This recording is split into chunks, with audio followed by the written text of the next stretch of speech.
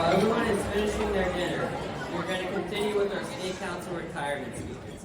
Up now, our Texas Roadhouse enthusiast, who always gives us good laughs, one whose packing has got way better since day one, our communications chair, Garrett Franck.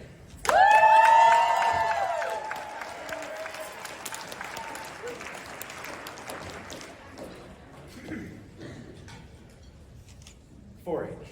It means something different to each and every person in this room. For some of you, it may be your project books. For others, the tender love and care that you put into your animals throughout the years. And for more still, it's about being part of something bigger than yourself. For me, 4-H was about finding where I belong and my people. Now, when I first started in 4-H, it was my sisters that really pushed me, Dawn and Shauna. They were some of the first people that really showed me everything that there is to do in 4-H. They taught me everything I know about showmanship and how to show animals. And I am so grateful to have had them as mentors in my early years in 4-H. Now, I'd like to take a second then to talk about somebody who's been a huge inspiration to me throughout my 4-H career. Her name is Caroline Benfer, and like me when I was young, she was seeking validation and friendships. Now, as she told the story to me, she hadn't particularly known anybody when she joined our happy little 4-H family. But to her luck, we host an annual camping trip over Mother's Day weekend, and one rainy evening the board games came out, and a few kids, my sisters included in that, asked her to come play with them. She had so much fun getting to learn about and talk to her new friends. And when she went back to her parents that night, she said that she had found her people. When I was first considering my run for 4-H State Council, it was Caroline as well as my sister Dawn that really pushed me to take that leap in leadership, and I am so grateful that I listened to their advice. This has been the pinnacle of my 4-H career. Now, I'm sure you all know Jeanette and Kathy Weller, two of our advisors here on State Council. And if you don't, you're going to know a little bit about them in a second. So, they've both had the pleasure of seeing me grow up in the 4-H, at least I hope it was a pleasure. And I've got a funny story here to tell you about Jeanette.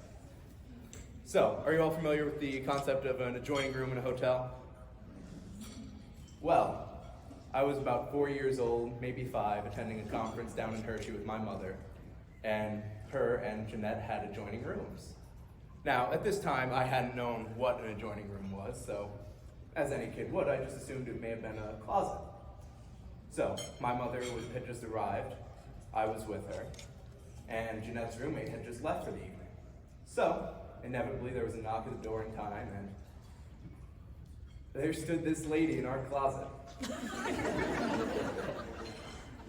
Now, to this day, I still like to sometimes refer to Jeanette as the lady in the closet, but we've all had a lot of good laughs about it since then.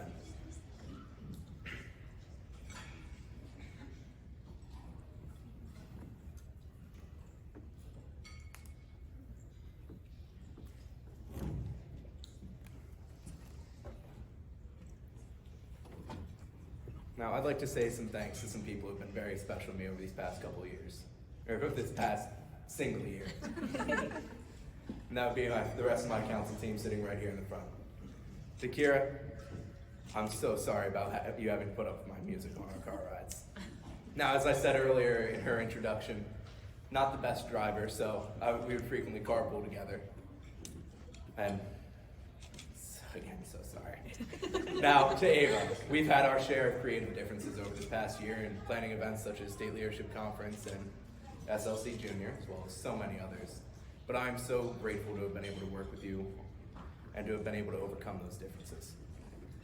And Colby, to our president over here, I'm so deeply sorry that you had to be my roommate. That you had to put up with my lackluster organizational skills and so much else, including one or two threats about whether or not we get Texas Roadhouse one night. It has been incredible getting to work with you this past year, and I'm so grateful for the opportunity. I'm so glad that we did this together and that we had managed to do it all. And to the rest of you, thank you, Pennsylvania 4-H.